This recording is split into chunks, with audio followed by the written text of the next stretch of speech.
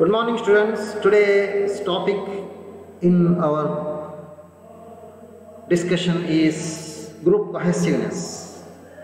We have studied the meaning, definition, and others different aspects of the group. Now, this topic is group cohesiveness. What is this group cohesiveness? The extent to which members are attracted to each other and to the group. ಸದಸ್ಯರು ಪರಸ್ಪರ ಯಾವ ರೀತಿ ಆಕರ್ಷಿಸಲ್ಪಡುತ್ತಾರೆ ಮತ್ತು ಸದಸ್ಯರು ಗುಂಪಿಗೆ ಹೇಗೆ ಆಕರ್ಷಿಸಲ್ಪಡುತ್ತಾರೆ ಎಂಬುದನ್ನು group cohesiveness ಅಂತ ಹೇಳ್ಬೋದು. It is understood as the extent of liking each other has towards others and how far everyone wants to remain as a member of the group. ಅಂದರೆ ಪರಸ್ಪರ ಮೆಂಬರ್ಸ್ ಎಷ್ಟು ಇಷ್ಟಪಡ್ತಾರೆ, ಅವರು ಗ್ರೂಪಲ್ಲೇ ಮುಂದುವರಿಯಲು ಎಷ್ಟು ಇಷ್ಟಪಡ್ತಾರೆ, ಅದನ್ನು ನಾವು ಗ್ರೂಪ್ ಕೊಹೆಸಿವ್ನೆಸ್ ಅಂತ ಹೇಳ್ಬೋದು. ಅಥವಾ it is the degree to which members are attached to and motivated to remain part of the group. How much they are attached to the group, how much they feel that they should remain in the group, ಎಷ್ಟು ಮಟ್ಟಿಗೆ ಅವರ attachment ಇದೆ, ಗ್ರೂಪಲ್ಲಿ ಉಳಿಬೇಕೆಂಬಂಥ ಬಯಕೆ ಅವರಲ್ಲಿ ಎಷ್ಟು ಮಟ್ಟಿಗಿದೆ, ಇದಕ್ಕಿರುವಂಥ ಇದು ಗ್ರೂಪಿನ ಬಗ್ಗೆ ಅಷ್ಟು ಇಷ್ಟಪಟ್ಟರೆ ಅವರ ಗ್ರೂಪಿಗೆ ಕೊಹೆಸಿವ್ ಆಗಿರ್ತಾರೆ ಅಂತ ಅರ್ಥ. ಆ ಗ್ರೂಪಿಗೆ ಕೊಹೆಸಿವ್ನೆಸ್ ಇರಬೇಕಾದ್ರೆ ಏನೆಲ್ಲ ಸೋರ್ಸಸ್ ಇದೆ ಅದರಲ್ಲಿ. ಒಂದನೇದಾಗಿ interaction, more cohesive when spend time together. ಜನರು ಹೆಚ್ಚು ಒಟ್ಟಿಗೆ ಕೂತು ಒಟ್ಟಿಗೆ ಸ್ಪೆಂಡ್ ಟೈಮ್ ಮಾತಾಡ್ತಾ ವಿಷಯಗಳನ್ನು ಚರ್ಚೆ ಮಾಡ್ತಾ ಇದ್ದರೆ ಅವರಲ್ಲಿ ಗ್ರೂಪ್ ಕೊಹೆಸಿವ್ನೆಸ್ ಹೆಚ್ಚಿರ್ತದೆ. ಥ್ರೆಟ್, ಕೆಲವೊಮ್ಮೆ ಪವರ್ಫುಲ್ ಯೂನಿಫೈಯರ್ ಆಗಿರ್ತಾರೆ, ಕೆಲವೊಮ್ಮೆ ಬೆದರಿಸಿಕೊಂಡು ಕೆಲವರನ್ನು ಗ್ರೂಪಿಗೆ ಆಕರ್ಷಿಸುವಂಥ ಸಾಧ್ಯತೆ ಇದೆ ಅಲ್ವಾ. Severity of the initiation, more difficulty in getting admission into a group also effects group cohesiveness. ಕೆಲವೊಮ್ಮೆ ಒಂದು ಗ್ರೂಪಿಗೆ ನೀವು ಮೆಂಬರ್ ಆಗೋದೇ ಕಷ್ಟ, ಅಷ್ಟು ಕಷ್ಟದಲ್ಲಿ ಅದು ರಾಯಲ್ ತುಂಬ high level status high status ಇರುವಂಥ ಗ್ರೂಪ್ ಆಗಿರ್ಬೋದು, ಅದನ್ನು ಬಿಡುವುದಂದರೆ ಅಷ್ಟು ಒಳ್ಳೆಯದಲ್ಲ.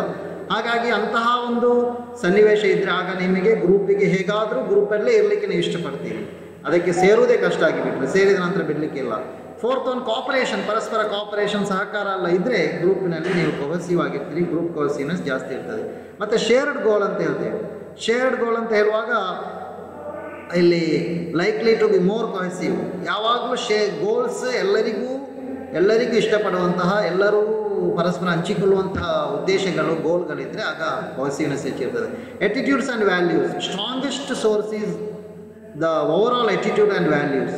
ಯಾವ ರೀತಿ ಗ್ರೂಪಿನ ಎಟಿಟ್ಯೂಡ್, ಗ್ರೂಪಲ್ಲಿರೋ ಮೆಂಬರ್ಸ್ನ ಎಟಿಟ್ಯೂಡ್, ಅವರ ವ್ಯಾಲ್ಯೂ ಹೇಗಿರ್ತದೆ ಆ ರೀತಿಯಾಗಿ ಗ್ರೂಪಿನ ಕೊಹೆಸಿವ್ನೆಸ್ ಇರ್ತದೆ. Size, when the group size increases interactions are less ಅಲ್ವ. ತುಂಬ ದೊಡ್ಡ ಗುಂಪಾದರೆ, ದೊಡ್ಡ ಸಂಸ್ಥೆಗಳಿರ್ತದೆ, ದೊಡ್ಡ ಗುಂಪು ಇರ್ತದೆ, ಅದರಲ್ಲಿ ಕೊಹೆಸಿವ್ನೆಸ್ ಕಡಿಮೆ ಇರ್ತದೆ ಅಲ್ವಾ, ಹೆಚ್ಚು ಎಲ್ಲರೂ ಇಂಟರಾಕ್ಟ್ ಆಗಲಿಕ್ಕೆ ಆಗೋದಿಲ್ಲ.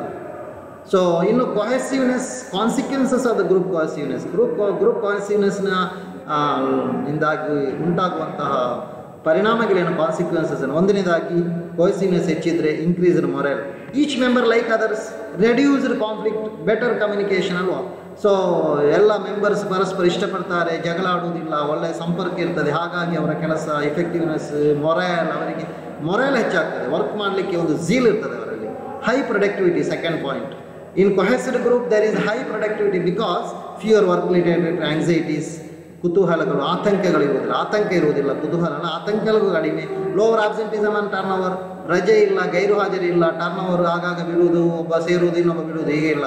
ಮತ್ತು decreased productivity difference among the ಗ್ರೂಪಿನ ನಡುವೆ ಪ್ರೊಡಕ್ಟಿವಿಟಿಯ ವ್ಯತ್ಯಾಸ ಕಡಿಮೆ, ಎಲ್ಲರೂ ಒಂದೇ ರೀತಿ ಇರ್ತಾರೆ, ಹೈ ಪ್ರೊಡಕ್ಟಿವಿಟಿಯೇ ಇರ್ತದೆ. ಹಾಗಾಗಿ ಇನ್ನು ಮೂರನೆಯದು more communication, members share common ideologies, goals, backgrounds or attitudes. ಎಲ್ಲರೂ ಒಂದೇ ರೀತಿಯ ಐಡಿಯಾಲಜಿ, ಒಂದೇ ಉದ್ದೇಶದಲ್ಲಿ, ಒಂದೇ ಹಿನ್ನೆಲೆಯಿಂದ ಬಂದವರು, ಒಂದೇ ರೀತಿಯ ಮನೋವೃತ್ತಿ ಎಲ್ಲ ಇರ್ತದೆ, ಹಾಗಾಗಿ ಅವರಲ್ಲಿ ಕಮ್ಯುನಿಕೇಷನ್ ಜಾಸ್ತಿ ಇರ್ತದೆ. ಮತ್ತು ಫೋಸ್ಟರ್ and cement the positive social relation, ಅವರ ನಡುವೆ ಒಂದು ಸಕಾರಾತ್ಮಕವಾದಂಥ ಸಾಮಾಜಿಕ ಸಂಬಂಧ ಅವರಲ್ಲಿ ಬೆಳೆಯುತ್ತದೆ, ಅದನ್ನು ಅವರಿಗೆ ಬೆಳೆಸಲಿಕ್ಕಾಗ್ತದೆ. ನಾಲ್ಕನೆಯದು ಕಂಫರ್ಮಿಟಿ ಆ್ಯಂಡ್ ಇನ್ಫ್ಲೂಯೆನ್ಸ್, ಕಂಫರ್ಮಿಟಿ ಇರ್ತದೆ, ಪ್ರಭಾವ ಇರ್ತದೆ. Cohesive group are by nature highly attractive to their members like each other. Members ಪರಸ್ಪರ ಇಷ್ಟಪಡ್ತಾರೆ, ಪರಸ್ಪರ ಅಟ್ರಾಕ್ಷನ್ ಇರ್ತದೆ ಅಲ್ವಾ, ಕಂಫರ್ಮಿಟಿ ಇರ್ತದೆ, ಮತ್ತು ಪರ್ಸೀವ್ ದೆಮ್ಸೆಲ್ಸ್ ಸಿಮಿಲರ್, ಎಲ್ಲರೂ ನಾವೇ ಒಂದೇ ಮನಸ್ಥಿತಿಯವರೆಂಬಂಥ ಭಾವನೆ ಅವರಲ್ಲಿ ಮೂಡಿರ್ತದೆ. So the members depend on group for satisfaction. ಅವರ ಸ್ಯಾಟಿಸ್ಫ್ಯಾಕ್ಷನಿಗೆ ಅವರಿಗೆ ಗ್ರೂಪ್ ಬೇಕಂತ ಒಂದು ಭಾವನೆ ಬರುತ್ತೆ, ಜನರು ಆ ಗ್ರೂಪಿಗೆ ಬಂದು ಗ್ರೂಪಿನ ಮೂಲಕ ಅವರ ಸ್ಯಾಟಿಸ್ಫ್ಯಾಕ್ಷನನ್ನು ಪಡೀತಾರೆ. ಇನ್ನು ಐದನೆಯದು ಮೋರ್ ಪಾರ್ಟಿಸಿಪೇಷನ್ ಅಲ್ವಾ. ಪಾಸಿಟಿವ್ನೆಸ್ ಇದ್ದರೆ ಪಾರ್ಟಿಸಿಪೇಷನ್ ಹೆಚ್ಚಿರ್ತದೆ, ಭಾಗವಹಿಸ್ತಾರೆ. ಕ್ಲೋಸರ್ ಇಂಟರ್ಪರ್ಸನಲ್ ರಿಲೇಷನ್ಶಿಪ್, ಪರಸ್ಪರ ಆಪ್ತ ಸಂಬಂಧ ಅವರಲ್ಲಿ ಬೆಳೆಯುತ್ತದೆ. ಮೆಂಬರ್ಸ್ ವಿಲ್ ಪಾರ್ಟಿಸಿಪೇಟ್ ಆ್ಯಕ್ಟಿವ್ಲಿ, ಎಲ್ಲರೂ ತುಂಬ ಕುತೂಹಲದಿಂದ, ತುಂಬ ಉತ್ಸಾಹದಿಂದ ಮೆಂಬರ್ಸ್ ಪಾರ್ಟಿಸಿಪೇಟ್ ಮಾಡ್ತಾರೆ. ಮತ್ತು ಮೋರ್ ಪರ್ಸನಲ್ ಸ್ಯಾಟಿಸ್ಫ್ಯಾಕ್ಷನ್, ಅವರಿಗೆ ವೈಯಕ್ತಿಕ ತೃಪ್ತಿ ಹೆಚ್ಚಾಗ್ತದೆ. ಜನರಿಗೆ ತೃಪ್ತಿ. If not satisfied members will leave the group. ಅವರಿಗೆ ಈ ಗ್ರೂಪ್ ಬೇಡ ಅಂದರೆ ಅವರು ಬಿಟ್ಟು ಬಿಡ್ತಾರೆ.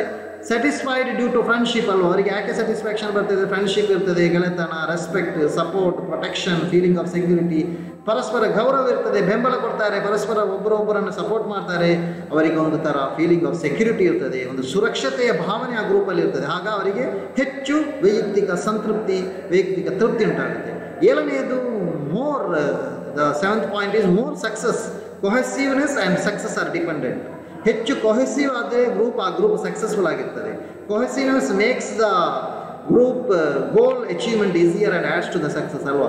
ಗ್ರೂಪಲ್ಲಿ ಕೊಹೆಸಿವ್ನೆಸ್ ಇದ್ದರೆ, ಈಗ ಒಂದು ಗ್ರೂಪ್ ಮಾಡಿದರೆ ಒಬ್ಬ ಒಂದು ದಿಕ್ಕಲ್ಲಿ ಇನ್ನೊಂದು ದಿಕ್ಕಲ್ಲಿ ಹೋಗ್ತಾ ಇದ್ದರೆ ಇಬ್ಬರು ಎರಡು ದಿಕ್ಕಲ್ಲಿ ಎಲ್ಲಿಗೆ ಹೋಗಿ ತಲುಪ್ತಾರೆ. ಅವರಿಬ್ಬರು ಒಂದೇ ದಿಕ್ಕಲ್ಲಿ ಒಂದೇ ಹೆಜ್ಜೆ ಹಾಕಿಕೊಂಡು ಒಂದೇ ರೀತಿ ಅವರು ಮುಂದುವರಿತಾ ಇದ್ದರೆ ಅವರು ಸಕ್ಸಸ್ ಆಗೋದ್ರಲ್ಲಿ ಸಂಶಯವೇ ಬೇಡ. ಸೊ ಇನ್ನು managerial action for increasing the group cohesiveness. Group ಕೊಹೆಸಿವ್ನೆಸ್ನ ಹೆಚ್ಚು ಮಾಡಲಿಕ್ಕೆ ಮ್ಯಾನೇಜರಿಯಲ್ ಆ್ಯಕ್ಷನ್ ಏನು ಮಾಡ್ಬೋದು ಅಂತ. ಮೇಕ್ ಗ್ರೂಪ್ ಸ್ಮಾಲರ್, ಒಂದನೇದಾಗಿ ಗ್ರೂಪನ್ನು ಸಣ್ಣದು ಮಾಡಬೇಕು. ಎರಡನೇದು encourage agreement among the group members. Agreement ಮೆಂಬರ್ಸ್ನ ನಡುವೆ ಒಪ್ಪಂದ, ಅವರೊಟ್ಟಿಗೆ ಸಂಬಂಧ ಬೆಳೆಸುವುದು, ಒಳ್ಳೆಯ ಸಂಬಂಧ ಇಡುವಂತೆ ಮಾಡುವುದು, ಪರಸ್ಪರ ಒಂದು ಥರ ಒಪ್ಪಂದದ ರೂಪದಲ್ಲಿ ಎಗ್ರಿ ಆಗಿ ಎಲ್ಲವನ್ನು ಒಪ್ಪಿಕೊಂಡು ಹೋಗುವಂತಹ ರೀತಿಯಲ್ಲಿ ಅವರನ್ನು ಎಂಕರೇಜ್ ಮಾಡೋದು. Increase the time members spend together. Members ಆ ಗ್ರೂಪಲ್ಲಿ ಸ್ಪೆಂಡ್ ಮಾಡುವ ಟೈಮನ್ನು ಹೆಚ್ಚು ಮಾಡೋದು, ಒಟ್ಟಿಗೆ ಸೇರುವಂಥ ಗ್ರೂಪ್ ಸಮಯವನ್ನು. Increase the status of the group. ಗ್ರೂಪಿನ ಒಂದು ಪ್ರತಿಷ್ಠೆ, ಸ್ಟೇಟಸ್, ಸ್ಥಾನಮಾನ ಏನಿದೆ ಅದನ್ನು ಹೆಚ್ಚಿಸುವಲಿಕ್ಕೆ ಬೇಕಾದ ಶ್ರಮ ಹಾಕೋದು. Stimulate competition with other groups. ಬೇರೆ ಗ್ರೂಪ್ನೊಟ್ಟಿಗೆ ಕಾಂಪಿಟೀಷನನ್ನು ಹೆಚ್ಚು ಮಾಡೋದು. We have to compete with other groups. ನಮ್ಮೊಟ್ಟಿಗೆ ಕಾಂಪೀಟ್ ಮಾಡೋ ಗ್ರೂಪ್ನೊಟ್ಟಿಗೆ ನಾವು ಕಾಂಪೀಟ್ ಮಾಡ್ತಾ ಇರಬೇಕು. ಆಗ ಗ್ರೂಪ್ನಲ್ಲಿರುವಂಥ ಮೆಂಬರ್ಸಿಗೆ ಇಂಟ್ರೆಸ್ಟ್ ಬರುತ್ತೆ. Give reward to the group rather than to the members. ಮೆಂಬರ್ಸಿಗೆ ವೈಯಕ್ತಿಕವಾಗಿ ನೀವು ಏನು ರಿವಾರ್ಡ್ ಕೊಡುವ ಮೊದಲು ಗುಂಪಿಗೆ ರಿವಾರ್ಡ್ ಕೊಡಬೇಕು. ಆಗ ಗ್ರೂಪ್ ಆ್ಯಕ್ಟಿವಿಟಿ, ಟೀಮ್ ವರ್ಕ್ ಜಾಸ್ತಿ ಆಗುತ್ತೆ. ಫಿಸಿಕಲಿ ಐಸೋಲೇಟ್ ಗ್ರೂಪ್ಗಳನ್ನು ನಾವು ಫಿಸಿಕಲಿ ಐಸೋಲೇಟ್ ಮಾಡಬೇಕು, ವ್ಯಕ್ತಿಗಳನ್ನೆಲ್ಲ ಗುಂಪುಗಳನ್ನು ಐಸೋಲೇಟ್ ಮಾಡಬೇಕು. ಆಗ ಒಂದು ಗ್ರೂಪ್ ಇನ್ನೊಂದು ಗುಂಪಿನೊಟ್ಟಿಗೆ ಏನು ಮಾಡ್ತದೆ ಅಂದರೆ ಕಾಂಪಿಟೇಷನ್ ಉಂಟಾಗುತ್ತೆ. ಗ್ರೂಪಿನ ಒಳಗಿರುವ ಮೆಂಬರ್ಸ್ನೊಟ್ಟಿಗೆ ಸಹಕಾರ, ಕೋಆಪರೇಷನ್ ಉಂಟಾಗುತ್ತೆ. Increased membership homogeneity. ಒಂದು ಗ್ರೂಪಲ್ಲಿರುವಂಥ ಮೆಂಬರ್ಸ್ ಇದ್ದಾರಲ್ಲ, ಅವರ ನಡುವೆ ಹೊಮೋಜಿನಿಟಿ ಇರಬೇಕು, ಸಮಾನತೆ ಇರಬೇಕು. ಅವರು ಬೇರೆ ಬೇರೆ ದಿಕ್ಕಿನಲ್ಲಿ ಹೋಗುವವರಾಗಬಾರ್ದು. Ninth one, increase interaction among the members. ಮೆಂಬರ್ಸ್ನ ನಡುವೆ ಸಂಪರ್ಕವನ್ನು ಹೆಚ್ಚು ಮಾಡೋದು. ಅವರ ನಡುವೆ ಅವರು ಪರಸ್ಪರ ಮಾತಾಡ್ತಾ ಹೀಗೆ ಸಂಪರ್ಕವನ್ನು ಬೆಳೆಸ್ತಾ ಹೋಗೋದು, ಅವರನ್ನು ದೂರ ಇಡಬಾರದು. ಇದು ಇನ್ಕ್ರೀಸ್ ಮಾಡಿ. ಕೆಲವೊಮ್ಮೆ managerial action for decreasing or discouraging group cohesive. ಕೆಲವೊಂದು ಗ್ರೂಪ್ಗಳಲ್ಲಿ ಅವರು ಒಟ್ಟಿಗೆ ಇರದ ಹಾಗೆ ಅವರನ್ನು ಡಿವೈಡ್ ಮಾಡಬೇಕಾಗುತ್ತೆ. ಮ್ಯಾನೇಜರಿಯಲ್ ಟೆಕ್ನಿಕ್ ಇರ್ತದೆ ಹಾಗೆ. Sometimes high cohesiveness adversely effect the productivity. You have to reduce cohesiveness. ತುಂಬ ಗುಂಪಿನಲ್ಲಿ ಕೊಹೆಸಿವ್ನೆಸ್ ಜಾಸ್ತಿ ಆಗಿಬಿಟ್ಟು ಸಮಸ್ಯೆ ಆಗುತ್ತೆ. ಆಗ ಅದನ್ನು ಕಡಿಮೆ ಮಾಡೋದು ಹೇಗೆ? Induce disagreement on group goals. ಅವರ ಗ್ರೂಪಿನ ಗೋಲ್ಸ್ನಲ್ಲಿ ಡಿಸ್ಅಗ್ರಿಮೆಂಟ್, ಅವರನ್ನು ವಿಭಜಿಸಿ ಬಿಡುವಂಥದ್ದು. Increase membership ಹೆಟ್ರೋಜಿನಿಟಿ. ಮೆಂಬರ್ಸ್ನ ನಡುವೆ ಹೆಟ್ರೋಜಿನಿಟಿಯನ್ನು, ಒಂದೇ ಗೋಲಲ್ಲ, ಅವರಲ್ಲಿ ಅಸಮಾನತೆಯನ್ನು, ಒಂದು ಭಿನ್ನವಾದಂತಹ ಒಂದು ಮನೋವೃತ್ತಿಯನ್ನು ಅಲ್ಲಿ ಬೆಳೆಸುವಂಥದ್ದು ಮೆಂಬರ್ಸ್ನ ನಡುವೆ. Restrict interaction among the members. ಅಂದರೆ ಮೆಂಬರ್ಸ್ ಪರಸ್ಪರ ಇಂಟ್ರಾಕ್ಷನ್ ಆಗುವುದನ್ನು ಸ್ವಲ್ಪ ನಿರ್ಬಂಧ ಇಡುವುದು, ಸುಮ್ಮನೆ ಆಗಾಗ ಹರಟೆ ಹೊಡೆಯುತ್ತಾ ಇರುವುದನ್ನು ನಿಲ್ಲಿಸುವುದು. Increase group size. ಗ್ರೂಪಿನ ಸೈಜನ್ನು ಜಾಸ್ತಿ ಮಾಡುವುದು. ಹೆಚ್ಚು ಮೆಂಬರ್ಸನ್ನು ಸೇರಿಸಿಬಿಟ್ರೆ ಅವರ ಕೊಹೆಸಿವ್ನೆಸ್ ಇರುವುದಿಲ್ಲ. Reduce the time members spend together. Members ಪರಸ್ಪರ ಮಾತಾಡ್ತಾ ಅವರು ಹಂಚಿಕೊಂಡು ಅಭಿಪ್ರಾಯವನ್ನು ಹಂಚುವಂಥ ಸಮಯವನ್ನು ಕಡಿಮೆ ಮಾಡಿಬಿಡುವುದು. ಮತ್ತು ಇನ್ನು ಏನಂದರೆ allocate rewards to the individuals rather than the group.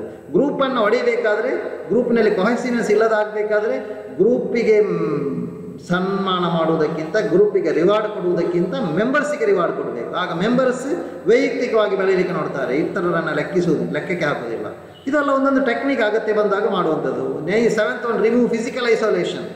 Physical isolation ಇದೆಯಲ್ಲ, ಅದನ್ನು ಇಲ್ಲದ ಅಂತ ಮಾಡೋದು. ಡಿಸ್ಬ್ಯಾಂಡ್ ಗ್ರೂಪನ್ನೇ ಏನು ಮಾಡೋದು? ಬ್ಯಾನ್ ಮಾಡಿಬಿಡೋದು, ಅಥವಾ ಗ್ರೂಪನ್ನೇ ಡಿಸಾಲ್ವ್ ಮಾಡಿಬಿಡುವಂಥದ್ದು. Induce a dominating member. ಒಂದು ಗ್ರೂಪಿಗೆ ಇಂಟ್ರೊಡ್ಯೂಸ್ ಎ ಡಾಮಿನೇಟ್ ಮೆಂಬರ್. ಒಬ್ಬ ಲೀಡರ್ಶಿಪ್ ತುಂಬ ಎಲ್ಲರ ಮೇಲೆ ಡಾಮಿನೇಟ್ ಮಾಡುವಂಥ ಮೆಂಬರನ್ನು ಗ್ರೂಪಿನಲ್ಲಿ ಹಾಕಿಬಿಟ್ರೆ ಅವನೆಲ್ಲರ ಮೇಲೆ ಅಧಿಕಾರ ಚಲಾಯಿಸಿ ಎಲ್ಲರೂ ಚಿನ್ನ ಭಿನ್ನರಾಗಿ ಬಿಡ್ತಾರೆ. ಆಗ ಗ್ರೂಪ್ ಕೊಹೆಸಿವ್ನೆಸ್ ಕಡಿಮೆ ಆಗುತ್ತೆ. ಇನ್ನು ಗ್ರೂಪ್ ಎಫೆಕ್ಟಿವ್ನೆಸ್ ಅಂತ ಒಂದು ಟಾಪಿಕ್ ಇದೆ, ಅದನ್ನು ನೆಕ್ಸ್ಟ್ ಕ್ಲಾಸಲ್ಲಿ ಕಲಿಯುವ. ಇಲ್ಲಿಗೆ ಇವತ್ತಿಗೆ ಸಾಕು.